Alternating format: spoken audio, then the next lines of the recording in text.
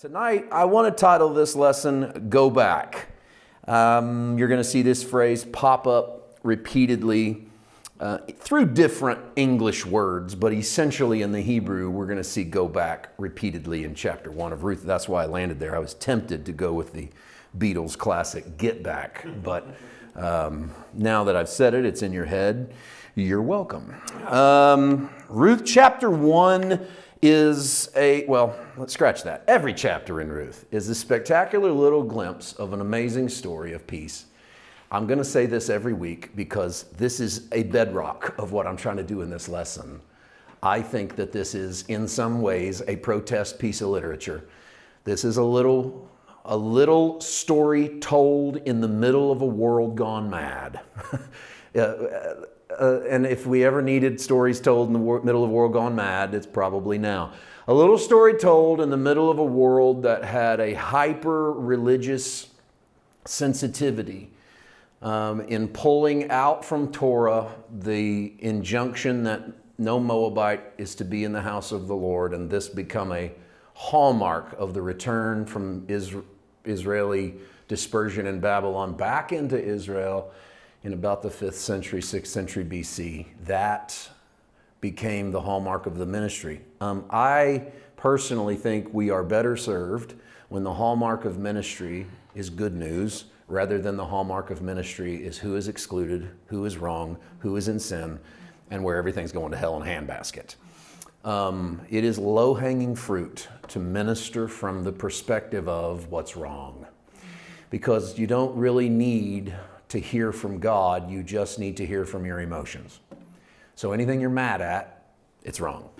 Anything that ticked you off, it's wrong. Anything you don't understand, it's wrong. Anything you're confused about, it's wrong. You don't need to be anointed. You don't need to have a prayer life. You don't even need to know the Bible. You can just watch some stuff, get angry, read a couple of articles, talk to some people on the street, boom, get up and plow away at stuff. It is much more difficult, oftentimes, in the midst of a dark space to shine a light. It's much more difficult to give hope to people that don't have hope. It's much more difficult to be optimistic in the middle of pessimism, where it is so easy to be pessimistic, to be hopeful. In effect, what I'm saying is, it's harder to speak of the invisible when you have so much of the visible. When there's so much going wrong in the natural realm, it's hard to speak of the things that you can't see. This is why we need faith now as much or more than we've ever needed faith, because in times where things aren't going the way you'd hope in the realm of your sight, sound, touch, you need that which you can't see, which you can't hear, and you can't taste and touch, but you believe in, and it gives you a reason to go on. And if that's pie in the sky, well, then the gospel is pie in the sky. If that's too optimistic, then the good news is too optimistic, because at its core, the good news is He has come to heal the brokenhearted, to bind up the wounds, to lift those who are oppressed. He has come to proclaim the acceptable year of the Lord, Jubilee for all. He has come to deliver the kingdom unto His Father. All of those things are good things. All of that is good news. So when I read Ruth, I read her now with hopefulness and excitement and optimism, but I read it and it makes it, to me, the diamond is sharper against the dark backdrop. It makes it more impressive to see Ruth against a backdrop of a world that doesn't want Moabites in its life, that doesn't accept these mixed marriages between the children of Israel and these Moabitess women. That characterizes the ministries of Ezra and Nehemiah, at least somewhat characterizes them. All of that is in play in Ruth. What we circle back to every week will be that Ruth is a Moabitess. The text will do it for us often, but I'll come back to it over and over because the author of the book of Ruth, whoever he may be, and I don't think it's Samuel. Let me just go ahead and say that. I don't think we've really dealt with authorship. Some commentaries put this to be Samuel's writing. They only do that because it opens within the time of the Judges. And Samuel was the best of his era. But the internal evidence does not put this as having been written in the time of the Judges, but it puts it much, much past Samuel. And by the way, it also gives David's genealogy, which Samuel isn't around for the fullness of David's kingship. So even that doesn't work unless someone else jumps in and writes the end of the book of Ruth. So it makes much more sense that it's someone else whom we don't know. And maybe they were anonymous because it was a dangerous letter to write, because it's not always popular to say the right thing, even in the church. You know how we always say stuff like, it's not always popular to do the right thing in this world. Well, that's easy. Of course it's not always popular to do the right thing in the world. What would you expect? They're the world. You know what's even harder? Sometimes this is do the right thing or the good thing when it's disagreeable among your own family, among your own people, among the church, when it stands as slightly countercultural to whatever wave or whatever wind is blowing. And I think that's Ruth. Let's read a couple of verses today to start with on a lesson that I think will give us a bunch of stuff to think about. That's what I try to do every week. Ruth 1, 6, 7. She arose, this is Naomi. She arose with her daughters-in-law that she might return from the country of Moab. Her daughters-in-law are Orpah and Ruth. Remember, she has lost her sons, Mahlon and Chilion. They've died while in the land of Moab. They've been there for a decade because there was no bread in Bethlehem.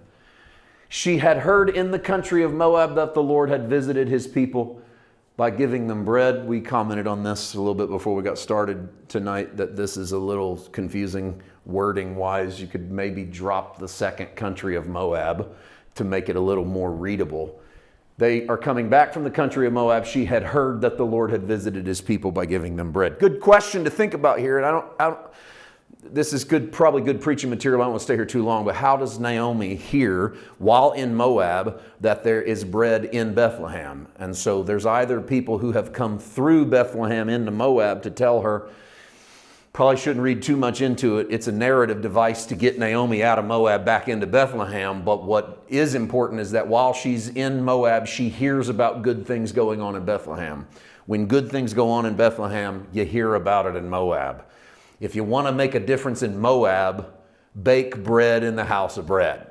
So if you want to pull people in to goodness, you got to give them something good to eat.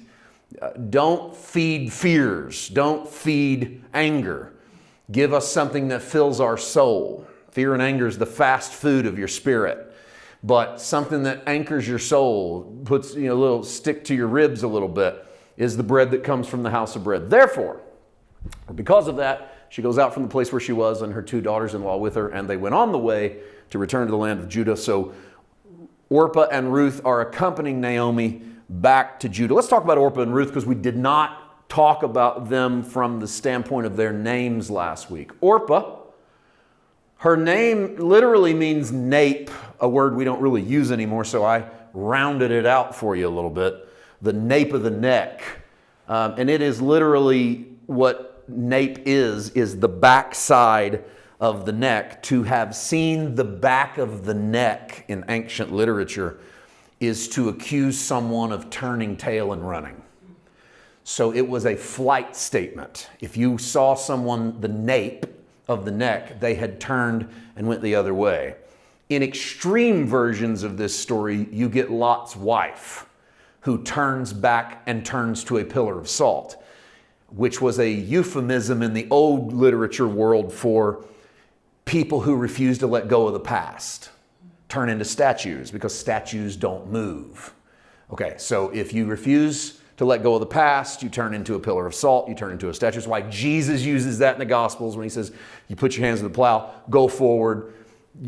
If you're going to do this for the kingdom, you got to move forward. You can't live in the past, lest you be like Lot's wife. In other words, not that God's going to turn you into salt. Don't worry. God's not against people. Got a big salt shaker in heaven. Can't wait to turn people into stone. But rather, he's using the idea of their day is to say, if you can't go forward, you certainly can't go backward. The best thing you're going to do is just stand in one spot. And you're not going to get much done. So nape is Orpah, but I want to be sure that you understand this is not a condemnatory name. It's a name dictated by plot function because she turns her back on Naomi. The reason I say by plot function is this is a story that is no doubt historical fiction. We started talking about this last week. I just didn't use that phrase. What I mean by that is David comes out of this story. I mean, David's the real guy. So what is happening is we are developing a plot around David's genealogy because David has a connection to Moab. I made that connection with you in Samuel last week. That becomes in part of David's lore. that his family had an experience in Moab. Somebody, several hundred years later, to tell a story about how, hey, you shouldn't be so mad at these Moabites. Let me remind you of King David's family, starts to tell a story called Ruth. And so the names, like sickness and destruction, Mahlon and Chilion, are names meant to foreshadow events. So when you name the girl Orpah, nape, everyone in that world knew nape of the neck means you've turned around. So before she ever turns around, astute readers knew she was going to turn around. When you called her Orpah, it was kind of like naming her Judas to us. If you were telling a story and you said, this guy's name is Judas, everyone would think, this guy, watch out for this guy, because he might betray someone. Okay, that's Orpah in the sense that she turns around. That's what I mean by it's a name dictated by her plot function. No condemnation in this. We're just being introduced to her decision first. She decides first, not Ruth. Orpah does. We're being introduced to Orpah's decision first because her decision is the most logical decision. Why in the world would a Moabite feel welcome in Judah? Logic says you go back to your home. And that's exactly what Orpah will do. Because we need to see that Ruth makes a decision that's unusual. That's why Orpah exists in the story. If Ruth is the only character, then we're to assume that every Moabite would show up to Judah, but they don't. They don't all want to be there, but Ruth does want to be there, and it's not the easy decision to make. It's the difficult decision to make, and it's made more difficult by the fact that her sister-in-law, goes back to Moab. She would have someone to go back with, and now she's going to move on to Judah with no one except her mother-in-law as an accompaniment. This makes Ruth's position more precarious by introducing Orpah to the story. Fun fact, I once heard that Oprah was supposed to be named Orpah and they misspelled it on her birth certificate. I don't know if that's true, but I heard it a long time ago, and there it is. Ruth. Her name means friendship. Does it? Well, it does for purposes of the Hebrews telling the story, because actually Ruth is not a Hebrew name. Ruth is a Moabite.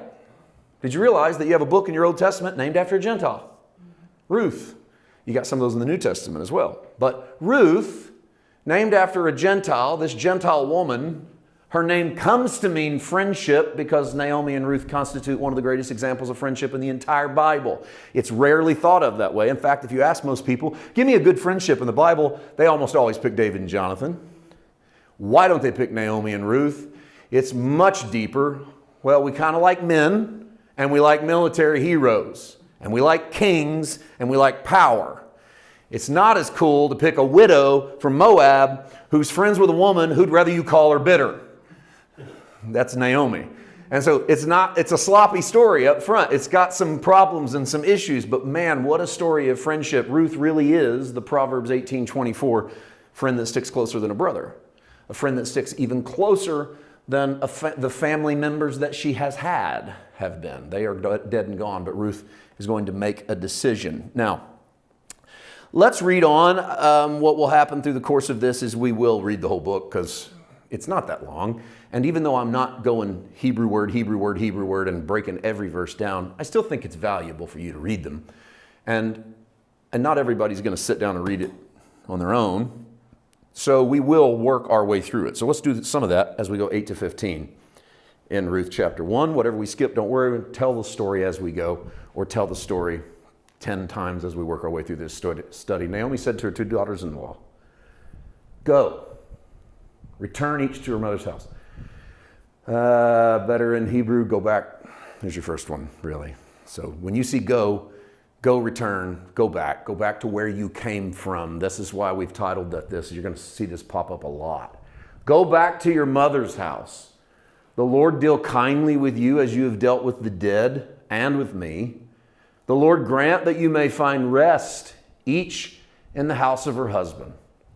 So she kissed them, and they lifted up their voices, and they wept. Verse 10. And they said to her, "Surely we will return with you to your people." But Naomi said, "Go back, my daughters. Why will you go with me? Are there still sons in my womb that they may be your husbands? We'll talk about why she says this in a moment. It's an odd statement. 12, go back, my daughters, go, because I'm too old to have a husband. And if I should say I have hope, if I should have a husband tonight and should also bear sons, would you wait for them till they were grown? This is a question of basically, would you wait for them to be old enough for you to marry? This is going to take forever. I'd have to get married now, get pregnant now. 9 months the baby's born. What are you going to do? Wait 15 years, 18 years? It's not feasible. Would you restrain yourselves from having husbands? No, my daughters, for it grieves me very much for your sakes that the hand of the Lord has gone out against me. Always cringe a little bit when I read Naomi say this.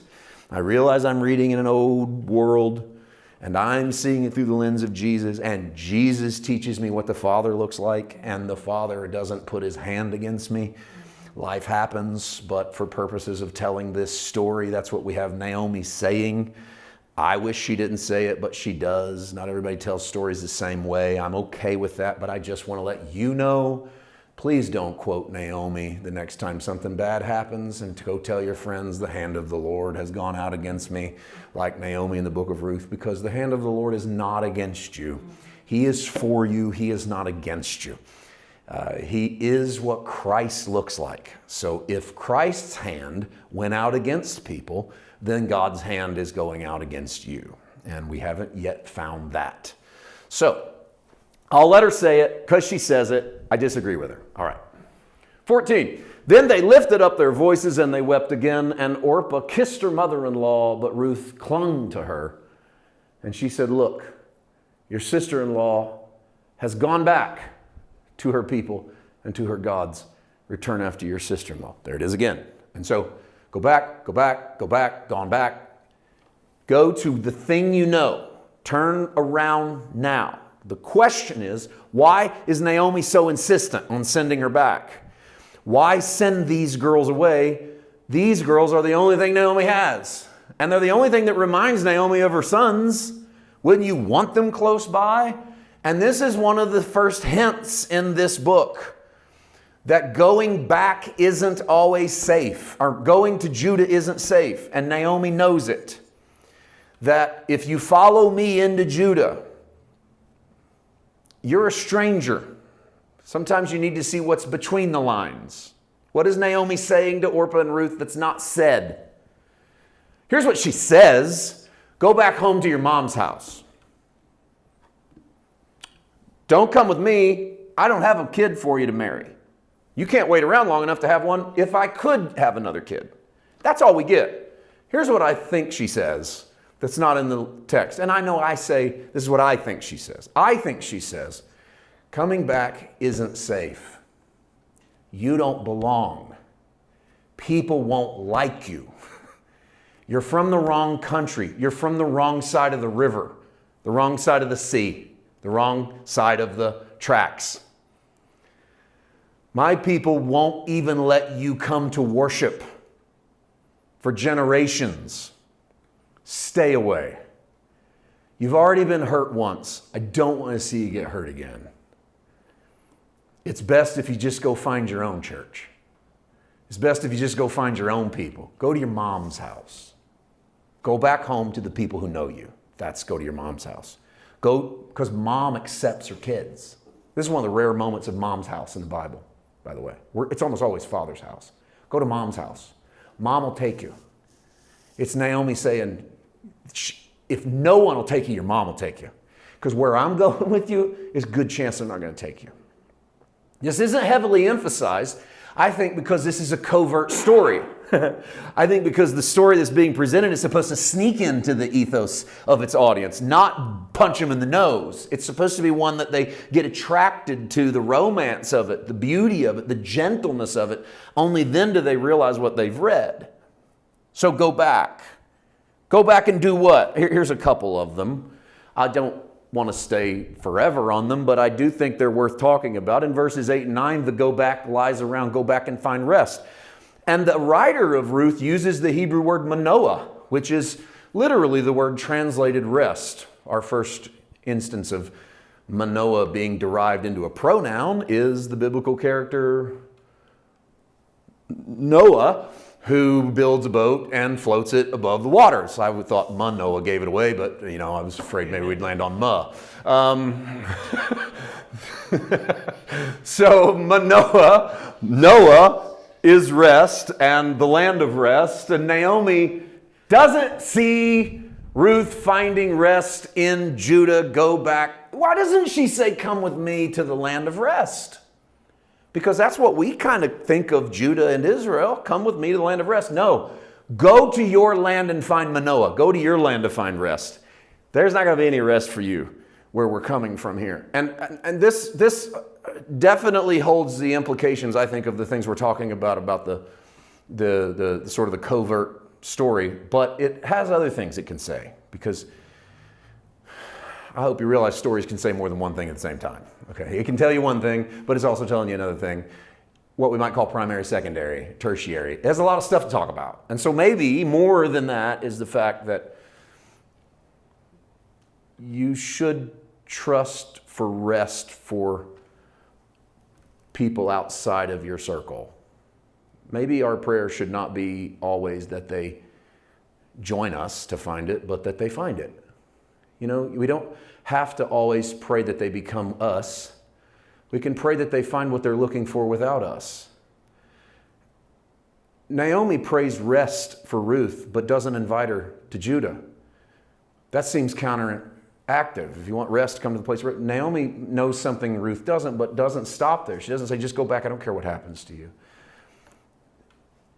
Maybe this is a shot across the bow in this letter to say, look, even if you don't like the Moabites and you don't want them here, you should send them home with rest. Remember how Ezra ends with 117 people splitting families and sending wives and kids home?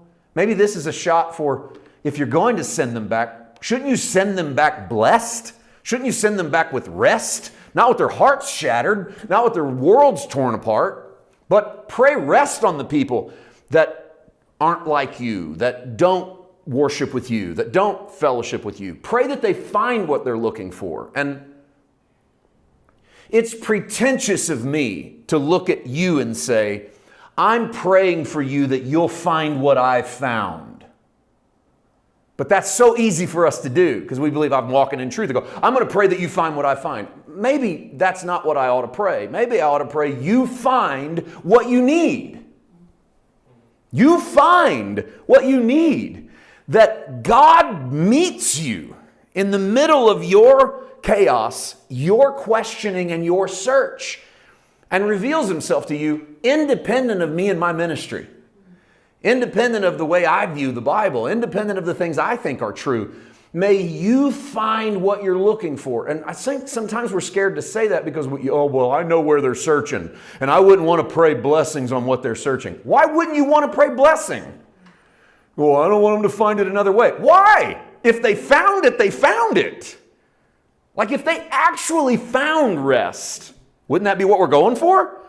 Naomi doesn't categorize rest as having to be in the land of promise. I just pray you find Manoah. I pray rest is yours. Go into rest. And may we start to pray that for people in our lives and believe it and really mean it. I hope you find what you're looking for.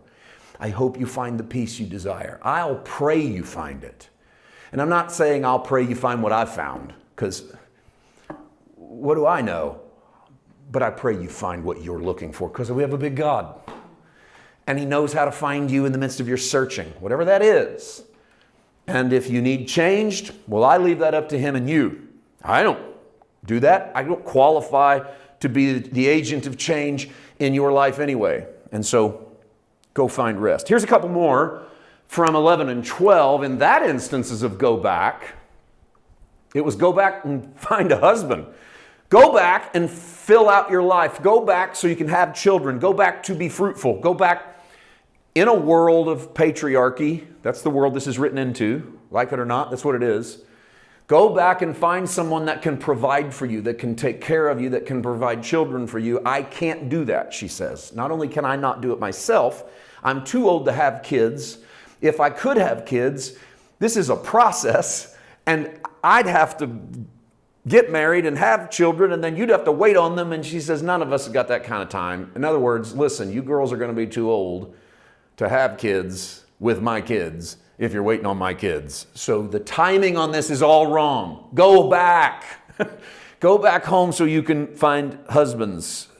Naomi can't have more sons. She don't want them to wait to mature. That leads to two things I want to talk about. One of it's levirate marriage, and the other is to make a mention of Genesis 38. So without getting too deep into the weeds, levirate marriage is a concept introduced in the book of Genesis in which if a man dies, he's married and he dies, but he doesn't have a son, his brother will have a child with his widow so that the child takes on the father's inheritance. Okay, this was extremely important in a culture in which property, possessions, and things were passed through the bloodline, namely through the bloodline of men. And so it was also important because it guaranteed, having a son guaranteed the passage of an inheritance. And so if a man died and his widow didn't have children, there was no guarantee she got anything. So levirate marriage was to protect the woman. It had nothing to do with the dead guy. We kind of pitched this as the dead guy never had a kid, so somebody had to raise up his name. No, somebody had to take care of the woman. And who does that but the son? You want to get a little slice of this? In the Gospels, Jesus goes into a little village called Nain, and there's a funeral procession. And there's a woman at the front of the funeral procession crying her eyes out. And the text says her only son had died. And in that culture, the death of her only son meant the death of her entire income. And Jesus reaches out and touches the casket as it goes past. And the boy sets up and starts to speak. Jesus turns and walks away. He levirate marriage through the miraculous. He brought to life a new generation. Levirate marriage is just an involved way of taking care of the female, the woman, the widow, so that she's not abandoned and so that she is taken care of. And there are a lot of, not all, but a lot of the sexual laws found in Torah rotate around the taking care of those who are being used and exploited, so that they are not used and exploited all the way down to, you're going to marry her now. Why? Because she must be taken care of. And so Torah built fences around family and guarded it carefully as a sojourning people in the middle of a land that was not theirs. Okay, they're being picked off by enemies right and left. Levirate marriage is that. Levirate marriage starts to take on branches. It starts to pick up different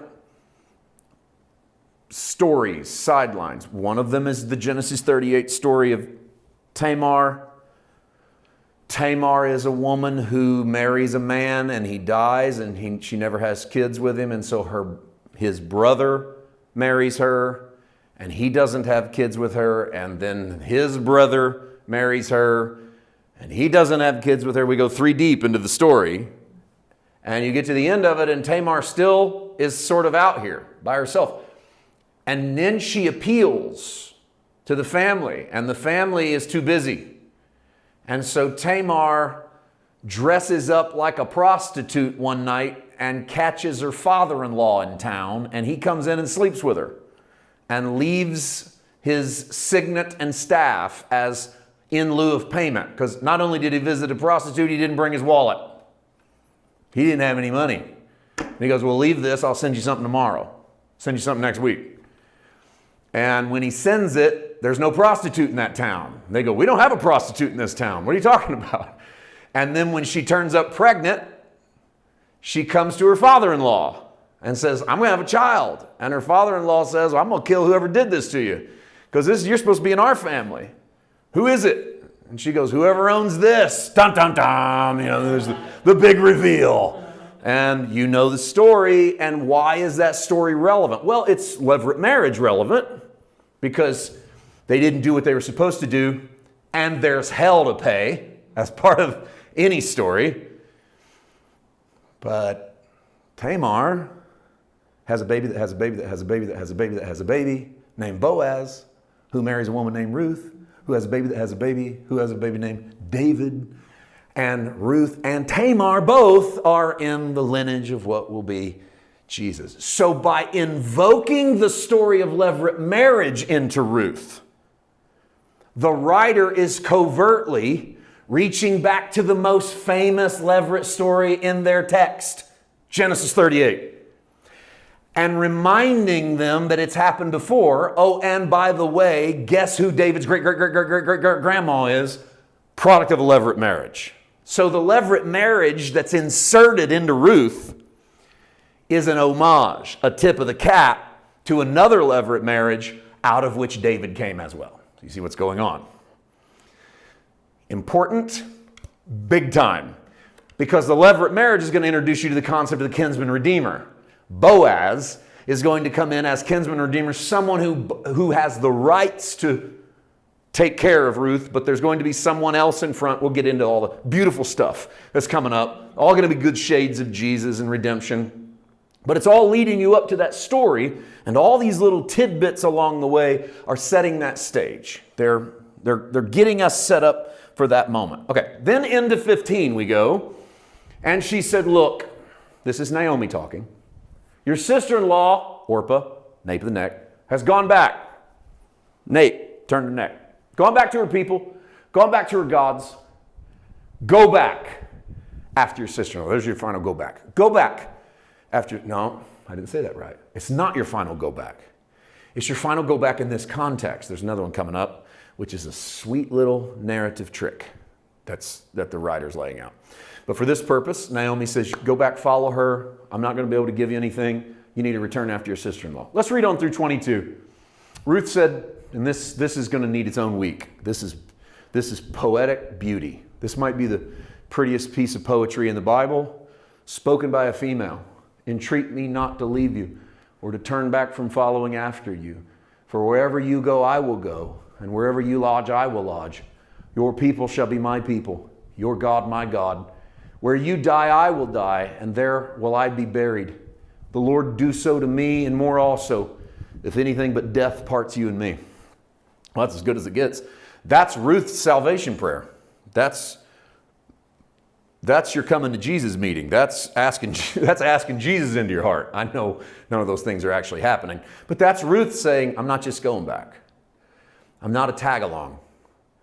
I'm not going back just to see if this works and then I'm leaving. I'm going back for good. And the Lord will fight against me if anything but death parts us. I'm in this for the long haul. Now this is going back with purpose.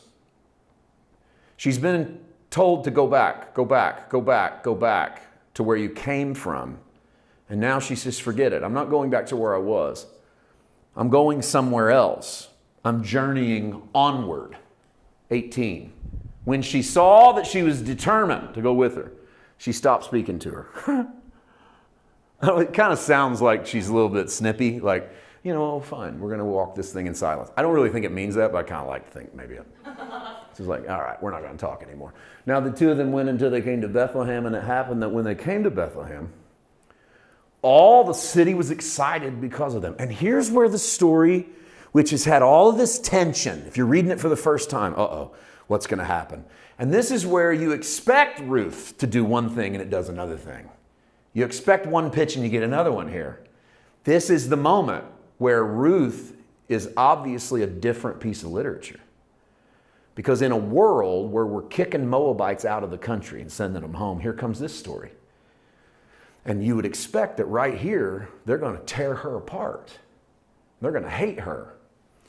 But I love the author of Ruth because they do what you don't expect. They write a piece of fiction where people are better than they are in real life.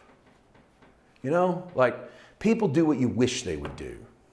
They say what you wish they would say. They love the way you wish they would love. They forgive the way you wish they would forgive. And that's what's beautiful about literature is you can do that if you do it right.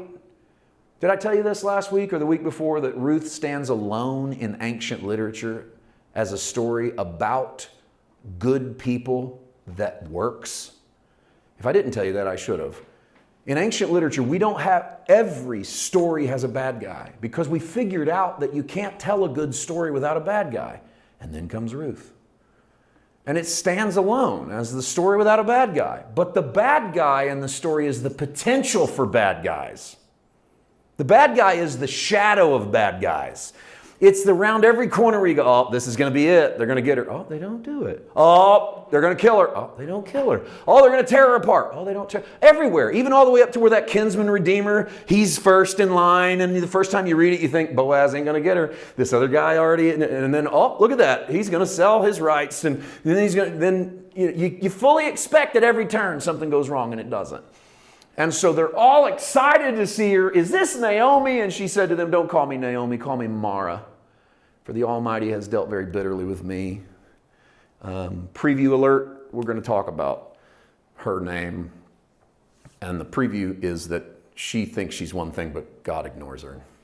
Just calls her what she really is. Because God doesn't always acknowledge you by what you wish you were, but what he sees you as. 21:22. I went out full, the Lord brought me home again empty. Why do you call me Naomi, since the Lord has testified against me and the Almighty has afflicted me? So Naomi returned, and Ruth the Moabitess, her daughter-in-law, with her, who returned from the country of Moab. Now they came to Bethlehem, the beginning of barley harvest. Let me just say this. I don't know how hard I want to land here. No bad guy, but Naomi tries real hard to create one, and his name is God. Through her conversation, she tries to pitch God as the worst character in the story.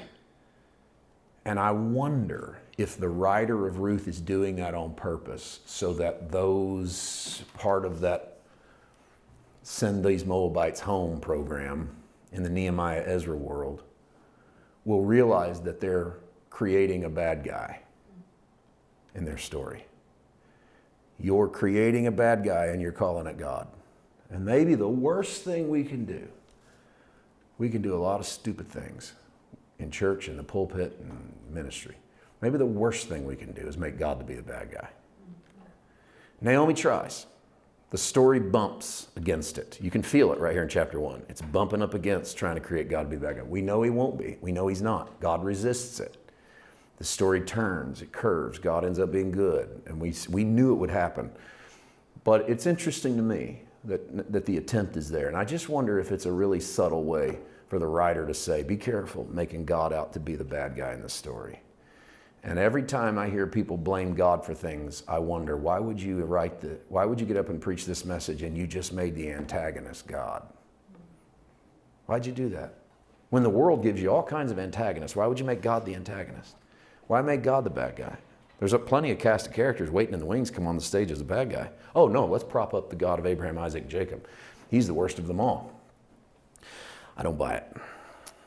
Let me land on one other thing. I like this. To me, this is just cool. All right. Let me jump ahead to Boaz. You don't know what's going on yet. Don't worry. No context. We'll get there. Ruth 2:11. Boaz says to Ruth, it has been fully reported to me all that you have done for your mother-in-law since the death of your husband, and how you have left your father and your mother and the land of your birth and have come to a people who you did not know before. What a phrase. This is what Boaz says to Ruth. It's been fully reported to me that you've left your father and your mother, the land of your people, and you've come to a land that you did not know. Genesis 12:1. Now the Lord said to Abraham, get out from your country, from your family, from your father's house, to a land that I will show you. It's not word for word, but it's the spirit of the same thing.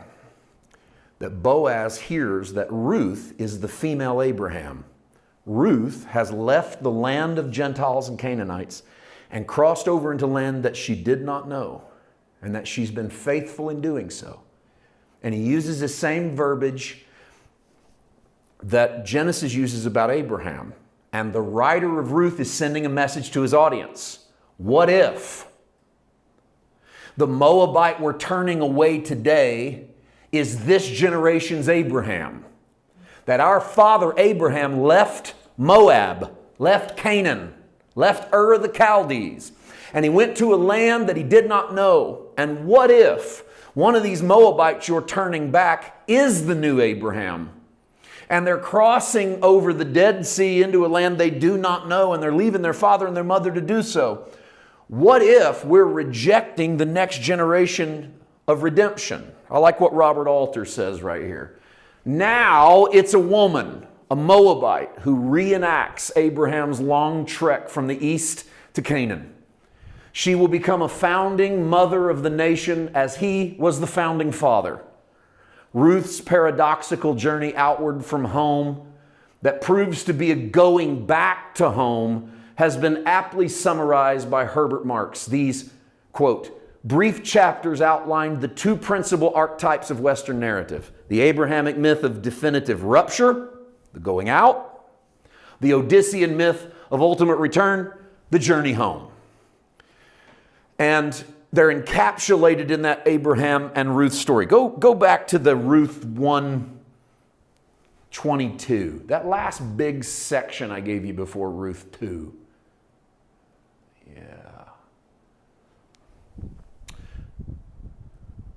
So Naomi returned, and Ruth the Moabitess, her daughter-in-law, with her, who returned from the country of Moab. And that's a different conjugation of the Hebrew phrase, go back. So the writer of Ruth drops it in one more time. Naomi's been saying, go back, go back, go back, go back. I will go back. I just won't go back to where I came from. I'll go back to where you came from, and I'll consider it where I came from. Look at that. Who returned from the country of Moab. Ruth didn't return from the country of Moab. Ruth had always lived in Moab. But the writer is showing that the moment she determined in her heart that she belonged to the people of God, she belonged to the people of God. So irreversibly that coming to Judah was like coming home for Ruth. So much so was Abraham in God's will that by leaving Ur of the Chaldees, everywhere you step your foot, God said, I shall give you that land. That will be home. Ruth, come back. Everywhere you step your foot, I shall give you that land. That's just cool to me. Did you know all of this was happening in this first chapter? All of this crammed in beautiful stuff? Go back, go back. Go back. Well, if Abraham is a father, Ruth is a mother. That's the point of the story.